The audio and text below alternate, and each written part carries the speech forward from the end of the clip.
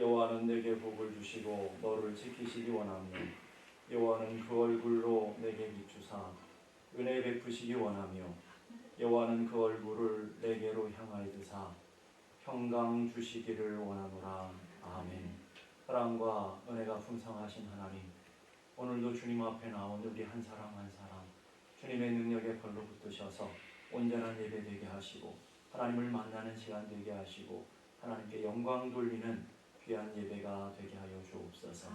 존귀하신 예수 그리스도 이름으로 기도드리오며 사도신경으로 저희들의 신앙을 고백하오니 전능하사 천지를 만드신 하나님 아버지를 내가 믿사오며 그 외아들 우리 주 예수 그리스도를 믿사오니 이는 성령으로 잉태하사 동정녀 마리아에게 나시고 본디오 빌라도에게 고난을 받으사 십자가에 못 박혀 죽으시고 장사한 지 사흘 만에 죽은 자 가운데서 다시 살아나시며 하늘에 오르사 전능하신 하나님 편에 앉아 계시다가 저희로서 생자와 죽은 자를 심판하러 오시리라. 성령을 믿사오며 거룩한 공예와 성도가 서로 통하는 것과 죄를 사해주신 것과 몸에 가 사는 것과 영원히 사는 것을 믿사옵나이다. 아멘. 나의 안에 거하라. 주님이 말씀하십니다. 오늘도 이 음성을 따라서 하나님의 은혜 안에 거하며 주님의 은혜를 사모하는 귀한 예배를 소망하며 예배 찬양하겠습니다.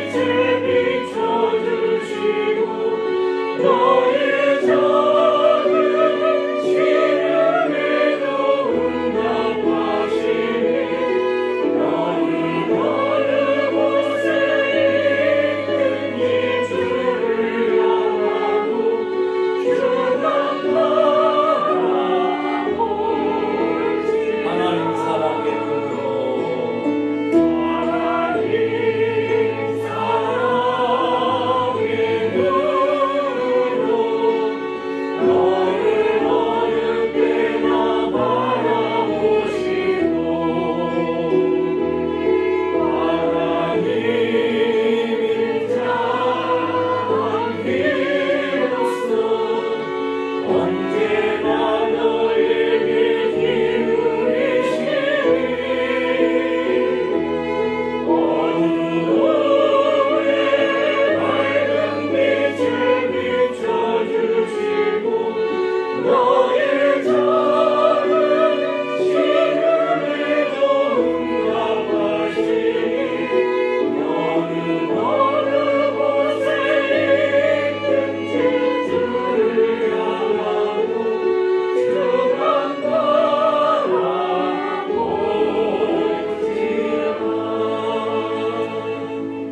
오늘도 주만 바라볼 수 있는 여러분들이 되기를 간절히 원합니다.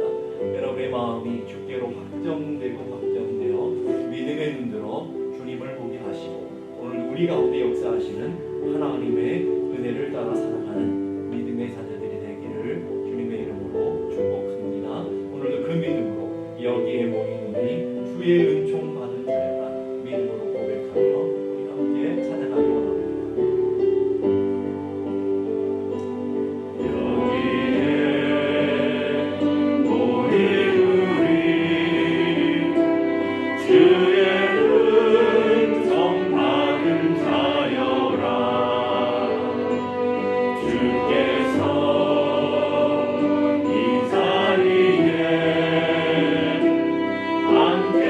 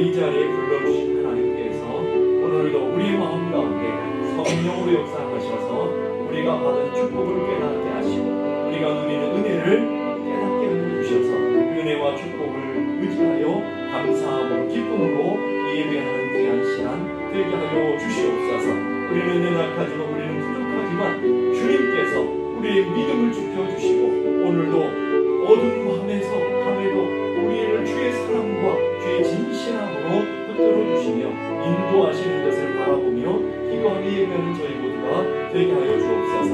이 시간 주의 거룩한 성령이 함께해 주옵소서. 우리 함께 다같이 기도하겠습니다. 거룩하신 아버지 하나님 은혜를 감사합니다. 오늘도 주께서 저희들을 붙드시며 주께서 저희들을 사랑하셔서 은혜 가운데 불러주시며 오늘도 예배하게 하신 것을 감사합니다. 예배하는 우리 한 사람 한 사람 주의 은총 받은 사람들인 것을 믿습니다. 예배하는 한 사람 한 사람 오늘도 하늘의 영광과 하늘의 축복을 누리는 귀한 하나님의 자녀들인 줄로 믿습니다. 하나님 오늘도 이 시간 주의 거룩한 성령이 함께 하셔서 은혜로 예배하게 하시고 주의 은혜 가운데 나가게 하여 주옵소서. 은혜로우신 하나님 감사합니다.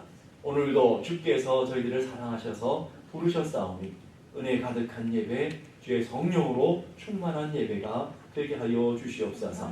예배하는 한 사람 한 사람 믿음의 사람으로 굳건하게 세워주시고 이 믿음의 반석 위에 서서 주님을 찬양하며 주님을 예배하며 주님 앞에 감사함으로 나가는 귀한 시간 되게 하여 주옵소서.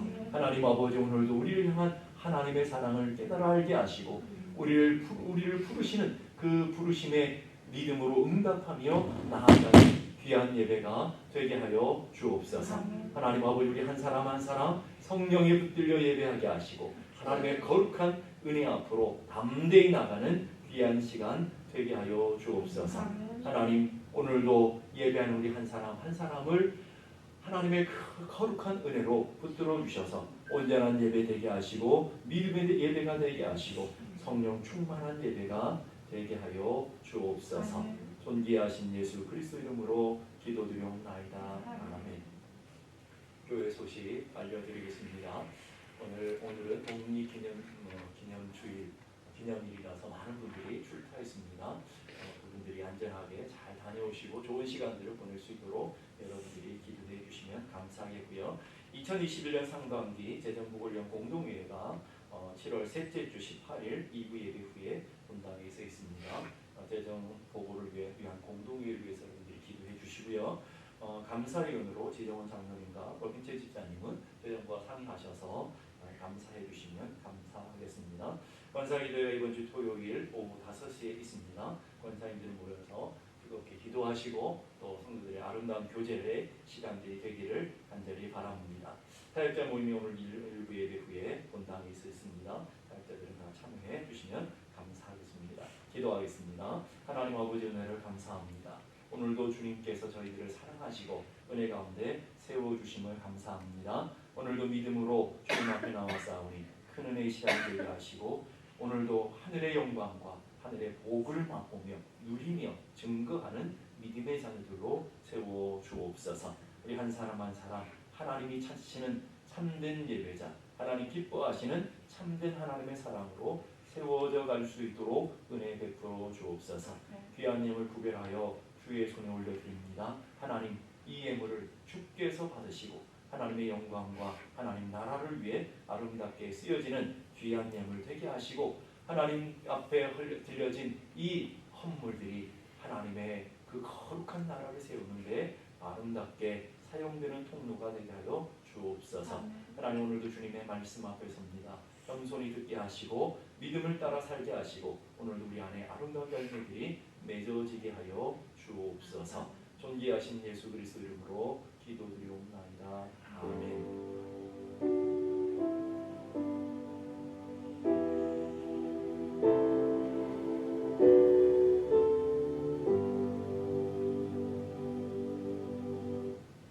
오늘 저희들이 주시는 하나님의 말씀 신약성경 요한복음 15장 1절에서 6절까지의 말씀을 보겠습니다. 신약성경 요한복음 15장 1절에서 6절까지의 말씀 제가 한 절 여러분이 한 절 한 절씩 교독합니다. 나는 포도나무요 내 아버지는 농부라. 무릇 내게 붙어 있어 열매를 맺지 않는 가지는 아버지께서 그것을 제거해 버리시고 무릇 열매를 맺는 가지는 더 열매를 맺게 하려 그것을 깨끗하게 하시니라. 너희는 내가 일러준 말로 이미 깨끗하여졌으니 내 안에 거하라. 나도 너희 안에 거하리라. 가지가 포도나무에 붙어 있지 아니하면 스스로 열매를 맺을 수 없는 같이 너희도 내 안에 있지 아니하면 그러하리라. 나는 포도나무요 너희는 가지라. 그가 내 안에 내가 그 안에 거하면 사람이 열매를 많이 맺나니 나를 떠나서는 너희가 아무것도 할 수 없습니다. 사람이 내 안에 거하지 아니하면 가지처럼 벌어져 마르나니 사람들이 그것을 모으다가 불에 던져 사르니라. 아멘. 영성으로 출판한 토마스라고 하는 분이 있습니다. 많은 책들을 쓰셨는데 그분이 쓴 책 중에 하나님을 향한 목마름 이 부제가 이 시대 이보다 더 진실하게 필요한 것이 또 있으랴 하는 그런 책이 있습니다. 이 책의 서평에 보면 이런 내용이 나와요. 허약하나 몸집만 거대해진 현대교회가 회복해야 할 첫 번째는 하나님을 향한 목마름이다. 이 목마름이 회복돼야 하나님이 주시는 진짜 생수를 마실 수 있다. 세상을 비워내고 하나님이 주시는 생수로 채워야 한다. 그래야 내가 살고 교회가 살고 세상이 살아난다. 여러분이 살아나고 또 여러분의 가정이 살고 교회가 살고 세상이 사는 방법은 다른 곳이 아니라 영적인 목마름을 회복해야 된다는 거예요. 이 말씀을 책을 보면서 무슨 생각이 들었냐면 시편 40편 1절 2절의 말씀이 생각이 났어요. 시편 42편 1절 2절 말씀 우리 함께 다 같이 보실까요? 시작. 하나님이여 사슴이 시냇물을 찾기에 갈급함 같이 내 영혼이 주를 찾기에 갈급하나이다. 내 영혼이 하나님과 생존하시는 하나님을 갈망하나니 내가 어느 때에 나아가서 하나님 앞에 배울고 내 영혼이 주를 찾기에 갈급하나이다. 이 소망이 오늘 여러분들에게 있었으면 좋겠다 생각이 들었어요. 설교를 준비하면서 하나님 우리 교회 성도들의 간절함이 내 영혼이 주님을 찾는 데 갈급한 그 갈급함을 좀 회복해 주십시오. 하나님과 생존하신 하나님을 갈망하나이다 그랬습니다. 하나님 이 우리 성도들이 이 땅에 살아가면서 갈망이 있을 텐데 그 갈망이 물질에 대한 갈망이 아니라 이 땅의 성공에 대한 갈망이 아니라 주님에 대한 갈망이 좀 회복되길 원합니다. 하나님에 대한 그 갈망이 좀 회복되길 원합니다.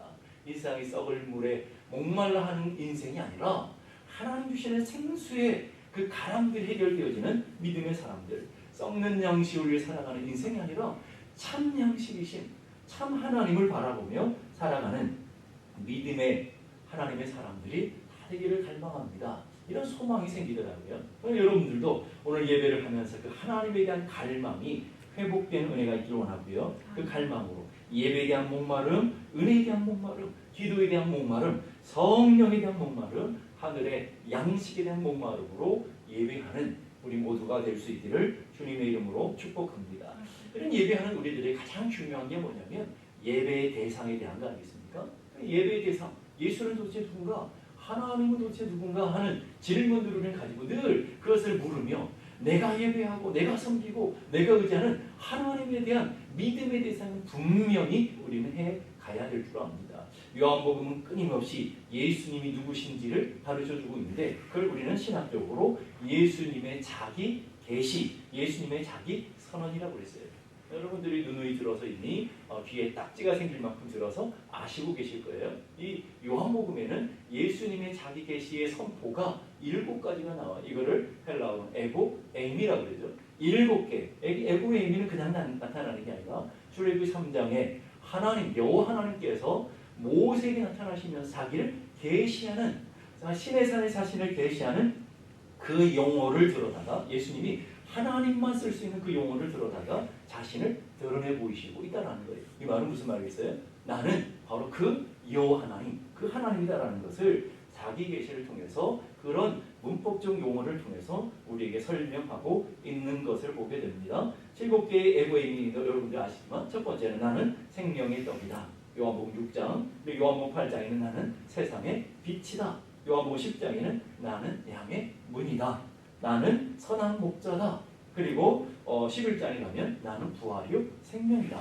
그리고 14장에 보면 나는 길이요 진리요 생명이다. 이렇게 우리는 6가지를 우리는 살펴봤어요. 아, 목사님 우리 언제 살펴봤습니까? 이미 여러분에게 다 설교했고요. 다 나눠드렸습니다. 오늘 7번째 에고메임이 예수님께서 자신을 어떻게 설명하는지 보자고요. 1절 보니까 나는 참 포도나무요 그랬어요. 예수님 뭐라고요? 포도나무라고 비유하고 있어요. 5절에도 보니까 나는 포도나무요 너희는 가지라. 포도나무와 가지의 이야기를 통해서 오늘 이 땅에 살아가는 성도들에게 하나님 자신이 어떤 분이신가 하는 것을 보여주고 계시다라는 거예요. 그러면서 오늘 우리가 주목해야 되는 게 뭐냐면 그 참 포도나무 되시는 예수님께서 오늘 우리들에게 무엇을 명령하고 있고 무엇을 요구하고 있고 무엇을 간절히 바라고 있는지를 보셔야 된다고요. 자, 보실까요? 4절 보니까 내 안에 거하라 나도 너희 안에 거하리라. 주님이 이 땅의 가지들을 향해서 참 포도나무 되시는 주님이 강권적으로 원하시는 게 뭐냐면 내 안에 거하라. 오늘 설교 제목처럼 내 안에 거하라라고 끊임없이 얘기하시는데 나무와 가지의 관계는 연결된 거잖아요. 이 거하는 게 얼마나 중요했으면 요한복음 15장에 헬라어 원문으로 가면 약 13번 정도를 반복하고 있어요. 이 말은 뭐예요? 내 안에 거하라, 내 안에 거하라, 내 안에 거하라. 이 짧은 요한복음 15장을 설교하시면서 제자들에게 내 안에 거하라 13번을 반복하고 있다고요. 내 안에 거해야 된다. 내 안에 거해야 된다. 이 말은 끊임없이 제자들에게 강조하시고 또 강조하시고 또 강조하시고 그렇게 강조하고 있는 것을 보게 됩니다. 이 거한다는 헬라어는 계속 머무른다는 뜻을 갖고 있어요. 잠시 붙었다 마는 것이 아니라 계속 지속적으로 붙어 있는 것. 지속적으로 연결되어 있는 것을 말해요. 존 라이라고 하는 신학자는 이 거한다라는 것, 그리스도 안에 거한다라는 것을 이렇게 해석하고 있어요. 그리스도 안에 거한다는 것은 주님과 끊임없이 밀접한 교제를 유지하고 언제나 그에게 기대며 그를 의지하고 그에게 우리의 마음을 쏟아놓으며 우리의 생명과 힘의 원천이며 그리고 우리의 최고의 친구로 그를 신뢰하는 것을 의미한다. 자, 여러분 그러면 여러분들은 주님 안에 거하고 있는지 그리고 그 주님 안에 거한다는 의미를 여러분이 깨달았다면 정말 여러분 매 순간 주님을 의지하고 주님의 지혜를 얻고 주님의 힘으로 살아가고 주님과 늘 동행하며 친구와 같이 주님과 동행하며 늘 주님 안에 거하는 삶을 살아가고 있는가 하는 것을 여러분들이 물어보셔야 돼요. 예배 시간에 잠시 거하다가 떨어져서 나 홀로 살아가는 인생이 아니라 늘 주님과 동행하며 주님 안에 거하는 그런 삶을 살아가고 있느냐라는 거예요. 그럼 왜 예수님 안에 거해야 될까요, 여러분? 왜 가지가 나무에 붙어 있어야 됩니까? 이 말에 뭐 합니까, 여러분? 가지가 나무에 붙어 있어야 사니까 붙어 있으라는 거예요, 여러분. 여러분이 왜 예수님 안에 붙어 있어야 돼요? 여러분, 그래 영혼의 생명이 살기 때문에 그래요. 5절 보니까 나는 포도나무에 너희는 가지라. 그가 내 안에 내가 그 안에 거하면 사람이 열매를 많이 맺나니 나를 떠나서는 너희가 아무것도 할 수 없습니다. 죽었으니까 아무것도 할 수 없는 거라고요. 살아 있어야 자라고 살아 있어야 꽃을 피고 살아 있어야 열매를 맺는 거예요. 동의하십니까? 자, 그러면 오늘 우리들의 믿음도 마찬가지예요. 주님 안에 붙어 있어야 세월이 좀 오래 걸릴지 모르지만 자라고요. 주님 안에 붙어 있어야 꽃을 피고요. 여러분의 인생이 꽃 피는 인생이 되길 원하지 않습니까? 안 원하시는 분들은 마시고요. 억지로 강요할 것도 아니고 여러분의 인생 가운데 열매를 맺어요. 풍성한 열매를 맺어야 될 거 아니겠습니까? 여러분의 인생에 열매 맺기 원하십니까? 자라고 꽃이 피고 열매 맺을 수 있는 비결은 거해야 된다는 거예요. 다른 말로 붙어 있어야 된다고요. 우리 인생이 주님께 붙어 있을 때 가능한 거라고요. 그 나무에 주는 생명력 있잖아요. 물과 영양분을 가지들이 다 끌어받아서 이 나무가 올려주는 그 물을 다 받고 그 영양분을 받아서 자라고 꽃이 피고 열매 맺는. 그럼 집에서 농사해 보시니까 다 아실 거 아니겠어요? 가지가 나무에서 떨어지면 어떻게 돼요? 아무리 예뻐 보여도 금방 말라서 죽어버리잖아요. 그 얘기를 하고 있어요. 반대의 모습. 끊어지면 죽는다라는 거예요. 6절 보실까요? 6절 다 같이 한번 보십시다. 시작. 사람이 내 안에 거하지 아니하면 가지처럼 밖에 버려져 마르나니 사람들이 그것을 모아다가 불에 던져 사르느니라.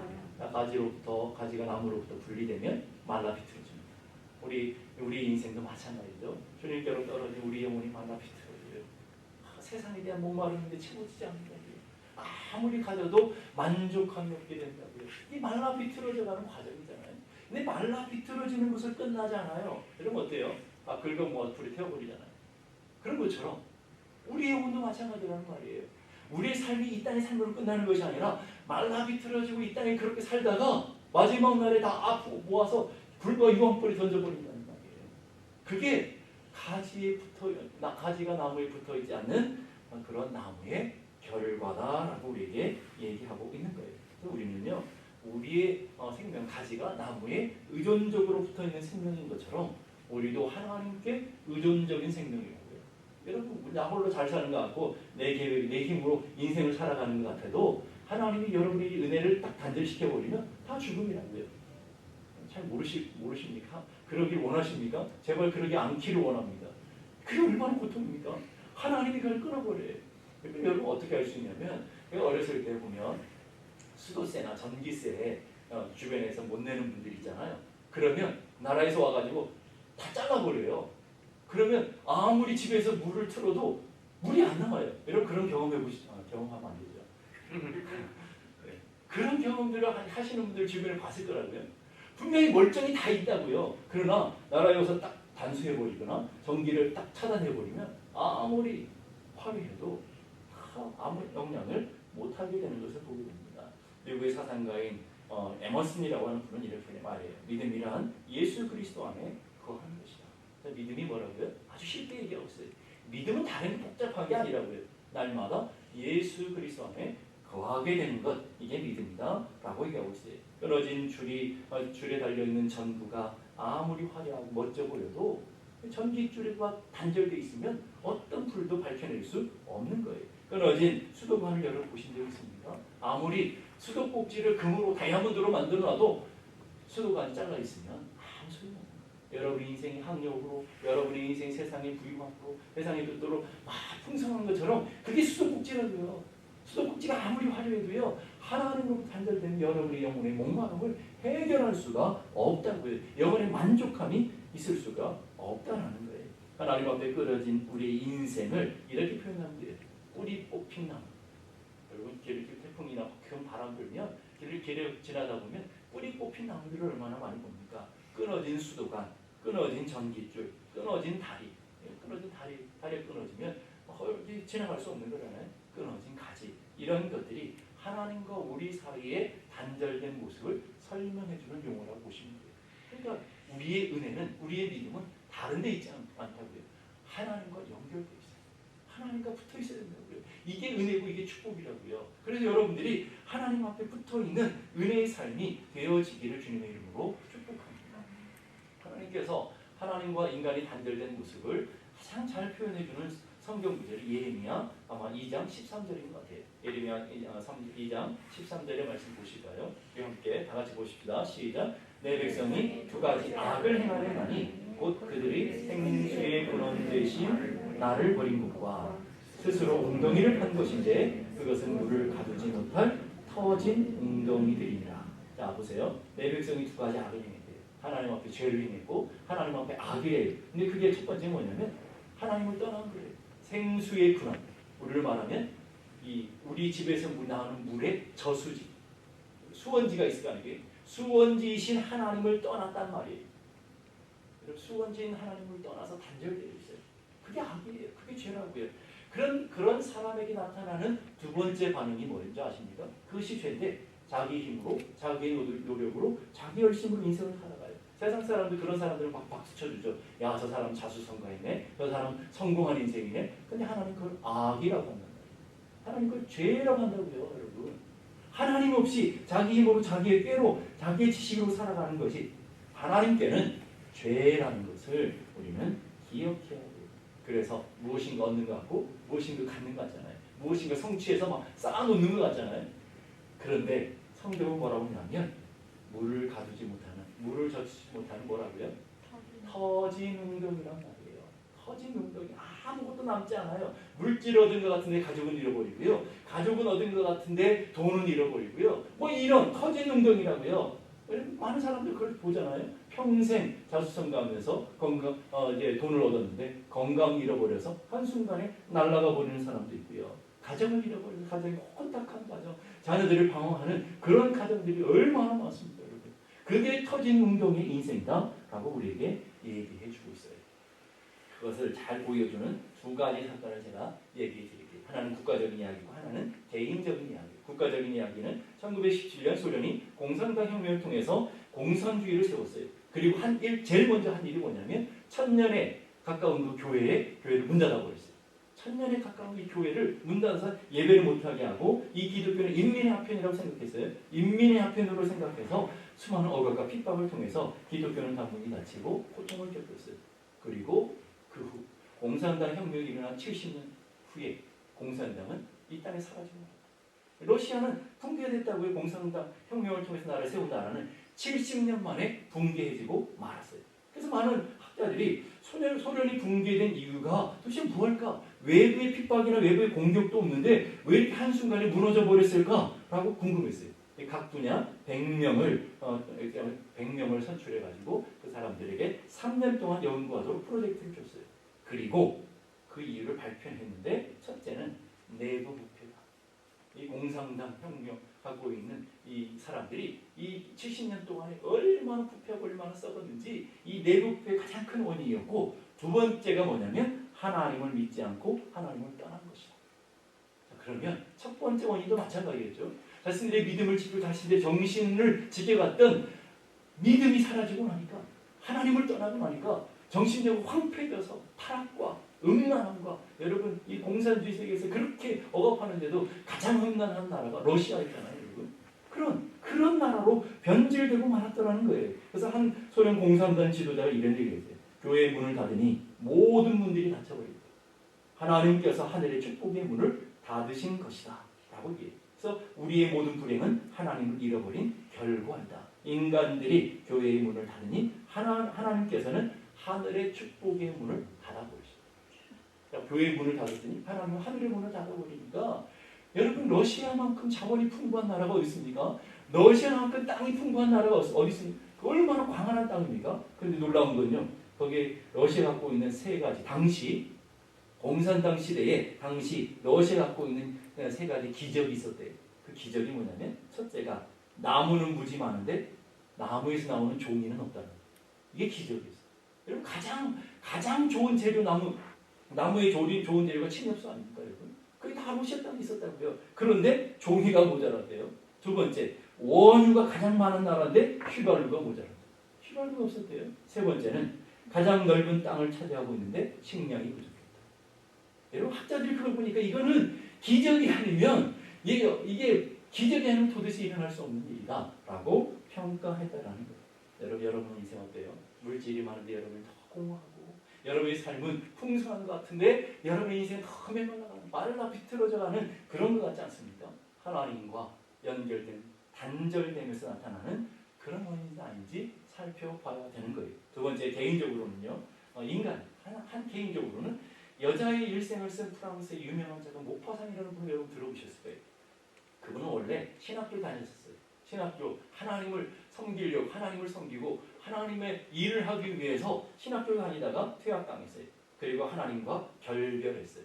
신앙과 결별했다고요. 그리고 자신이 주인된 삶을 살아보겠노라고, 자신이 주체되는 인생을 살아보겠노라고 열심히 공부해서 10년 안에 유명한 작가가 되었어요. 수많은 돈을 벌었고 수많은 명예를 얻었어요. 당시에 1800년 말쯤에 당시인데 지중해 요트를 가지고 있었고요. 노르망디 대저택을 갖고 있었고요. 파리에는 호화 아파트를 살고 있어요.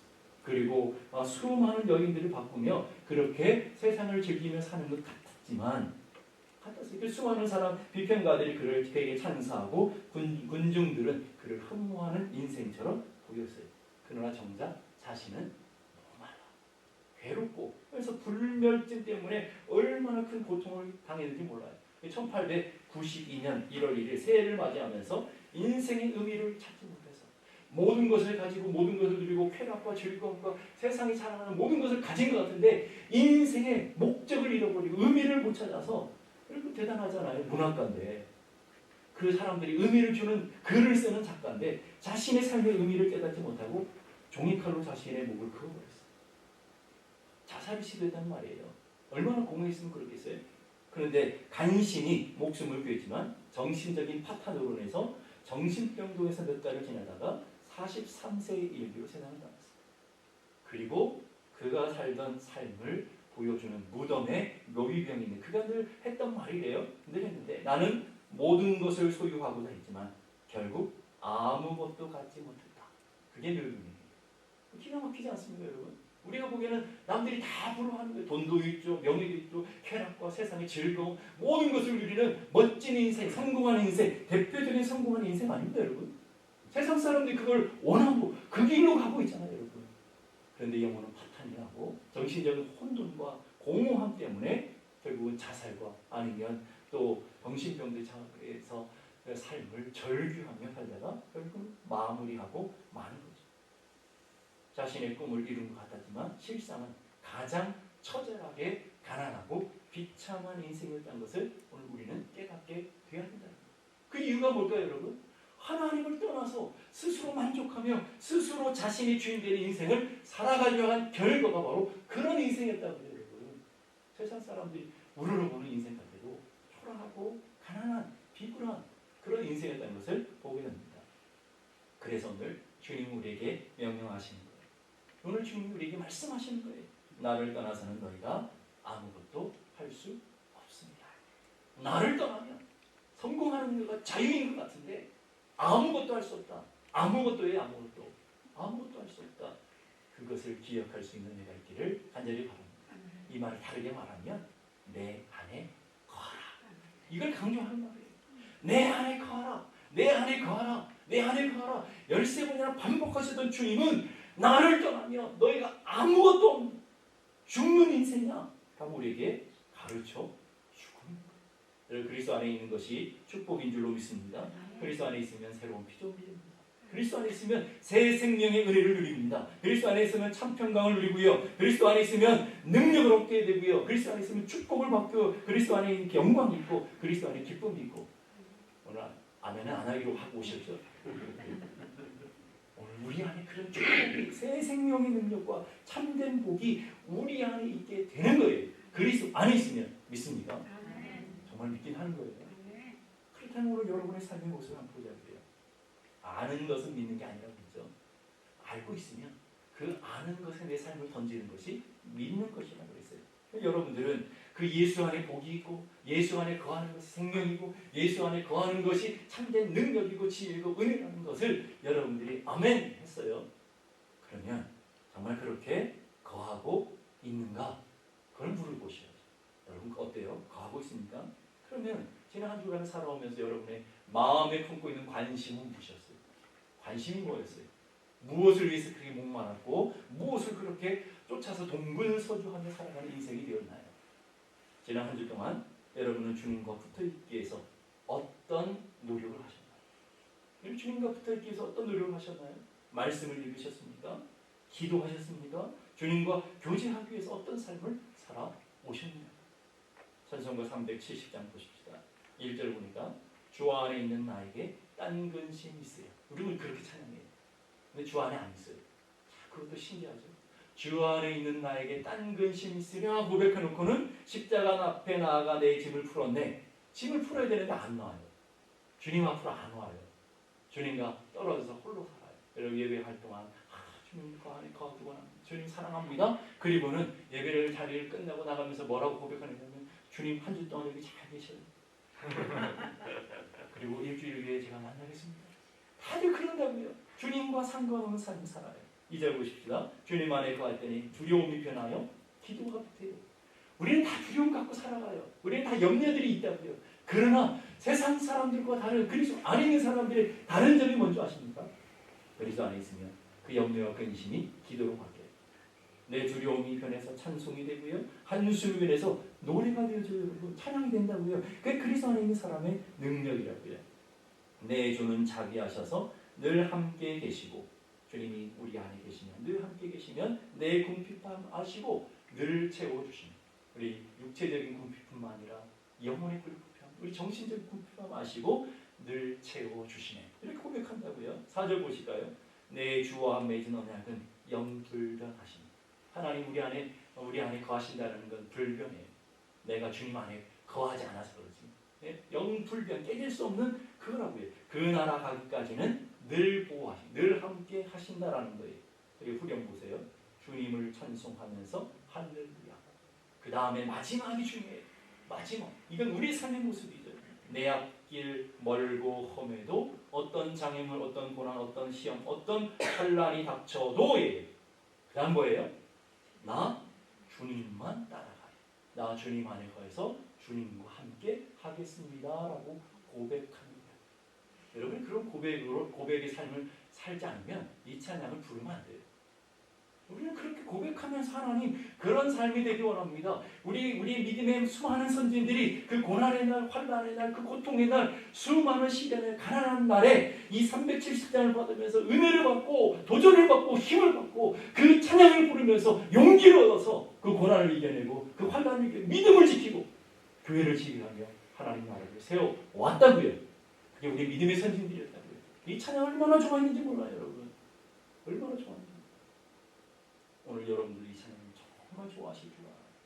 그러면 오늘 여러분의 삶의 자리에 주 안에 있는 나에게 딴 근심이 있으라 그래 고백한다면 주님 안에 거하기를 결단하시고 주님 안에 살아가는 믿음의 삶이 되어 여러분의 삶에 풍성한 열매들이 맺어지는 하나님의 주신 넘치는 은혜가 여러분을 채워가는 복된 삶이 되기를 주님의 이름으로 축복합니다.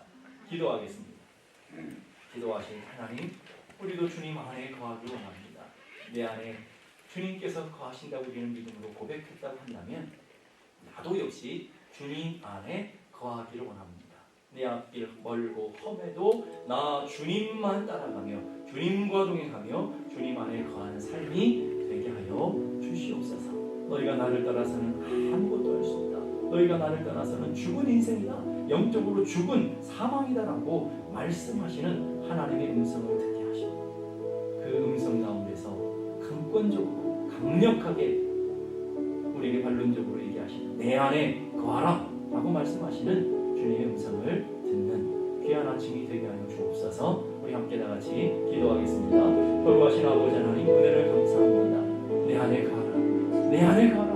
나도 너희 안에 거하는데 너희도 내 안에 거하라 말씀하시는 하나님의 음성을 듣게 하여 주시고 주님 안에 거하는 자에게 생명이, 주님 안에 거하는 자에게 능력이, 주님의 안에 거하는 자에게 하늘의 평강과 기쁨과 은혜가 가득한 것을 깨닫게 하시고 주님을 떠나서는 아무것도 아닌 것을 알게 하시고 터진 웅덩이 만들며 힘써서 애써서 터진 인생 만들어가는 것을 기억하게 하시고 오늘도 우리가 믿음의 눈으로 주님을 보고 주여 오늘도 우리의 낙함을 주시고 우리 안에 거하시고 우리를 흔들어 주셔서 우리도 주님 안에 거하는 삶을 살아가게 하여 주옵소서. 고백하는 인생이 다 될 수 있도록 은혜를 베풀어 주시옵소서.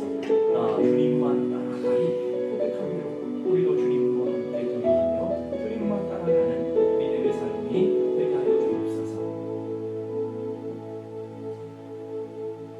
이제는 우리 주님 예수 그리스도의 은혜와 하나님 아버지 크고도 놀라우신 사랑과 성령님의 감화 감동 충만케 하시는 역사가 이제로부터 영원까지 함께 계시기를 간절히 축원하옵나이다. 아멘.